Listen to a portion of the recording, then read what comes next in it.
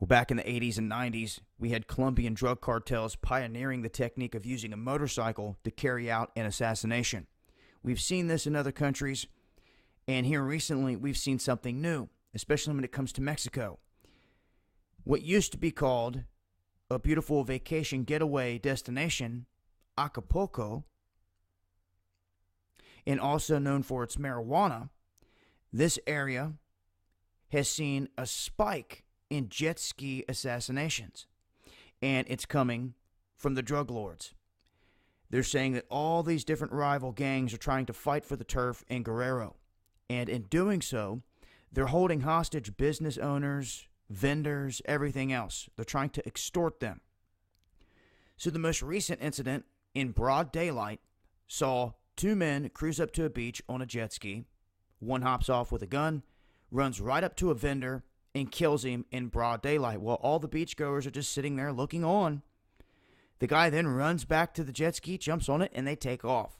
They say that it was meant to serve as a sign or a warning to others that you better pay the extortions when it comes to these guys trying to extort your money. Other people are saying that they've had enough of it. Some people are now trying to take preventive measures and are keeping their eyes open on beaches. So if they see anything like this, these guys are going to probably get shot at.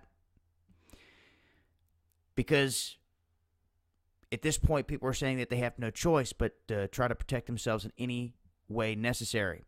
Now, this town survived mainly on tourist money.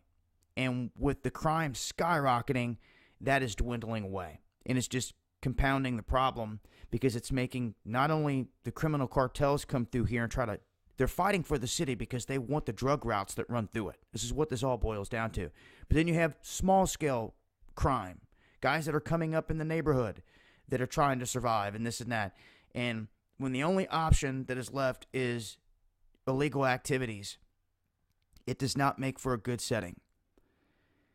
Now, that's obviously not the absolute only option for many of these people, but it's the same thing you see across the globe. When you see ghettos, when you see hoods, when you see poor neighborhoods, when there's no jobs, when the economy is dwindling, and especially in a tourist area here where no one wants to show up now.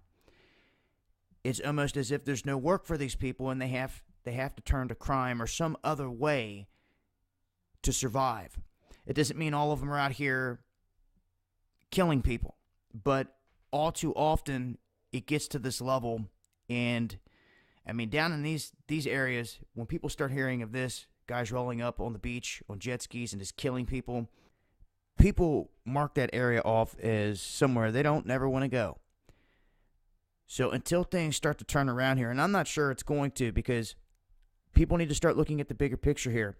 The madness that's going down in Colombia, the Obama administration has been trying to basically throw barbs and stick the knife in the back of the leaders down there because they do not like them. They're not going along with their system. We've seen everything that's happened in Venezuela too.